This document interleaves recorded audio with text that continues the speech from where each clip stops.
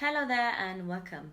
In this video, I would like to talk with you about a sales technique that is extremely helpful and that can help you easily not just close the sale, but also give your customer a great feeling of appreciation and something they can take with them and keep in their mind whenever they're going to wear the beautiful piece they bought with you.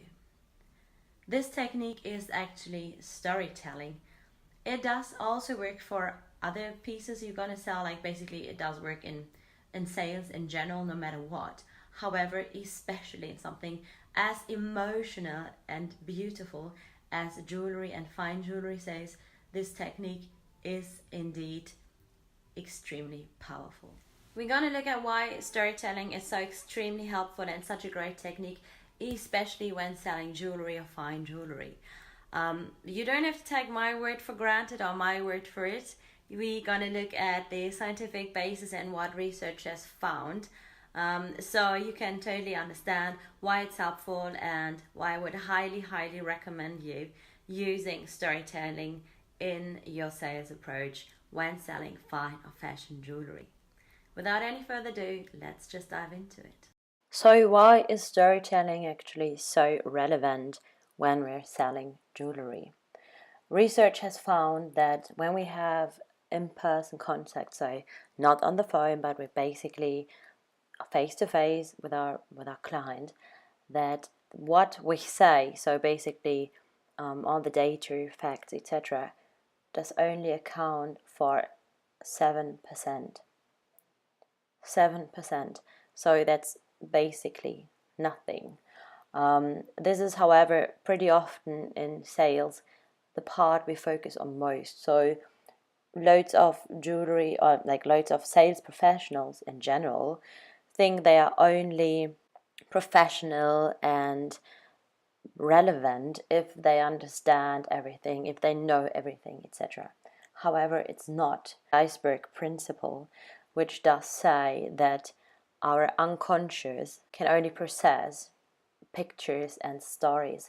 This is what keeps in mind. This is what we can process. And it's like an iceberg. So basically we have the bit that is above the water is our conscious mind. So this is like all the data, facts, basically the hard facts, everything we do say that we can see, that we can touch, etc.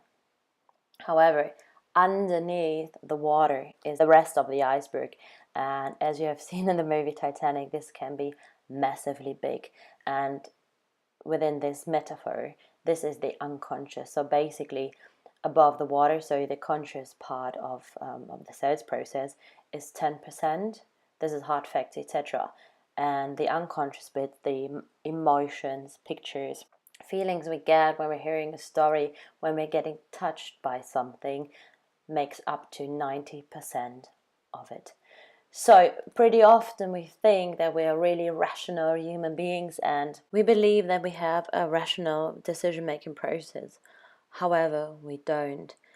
If you have ever been impulse shopping and bought like loads of stuff you don't need, but you just got them because it was sales, so you basically spent more money than you aimed to, you would afterwards rationalize the shopping decisions because they were cheap and you saved money compared to the normal price because they were on sale.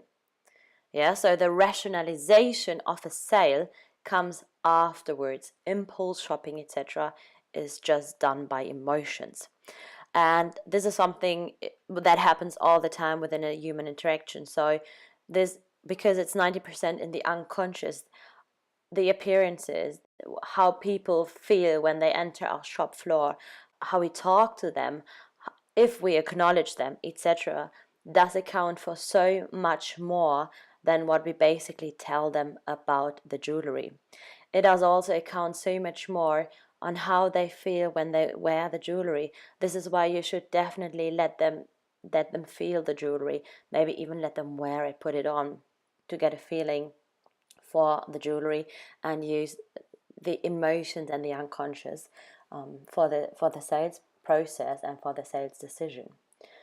So if we are in like face to face with someone, we said already that up to maximum 10% is rational thinking, like basically within the conscious mind, and that 90% is done or is due to the unconscious. So research has found that if we talk to someone, 7% are like data facts, etc. So everything we do say. 38% does account for how we say it. So basically we can say a lot of things. If we don't say it in a way that is honest, respectful, and makes the other one want to listen to us, then we're going to lose this game again. And then the majority of it, like 55%, is the non-verbal part of the communication. So non-verbal part of the communication does actually mean your body language.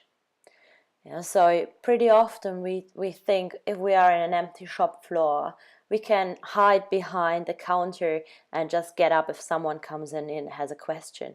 However, this is not the way it should be. If you want to be successful in sales, you should be totally aware of your body language and what it does actually communicate to other people. This can also include, what does your body language communicate if you think no one is looking. So basically when you're alone in the shop floor, but people are passing by and we are still communicating.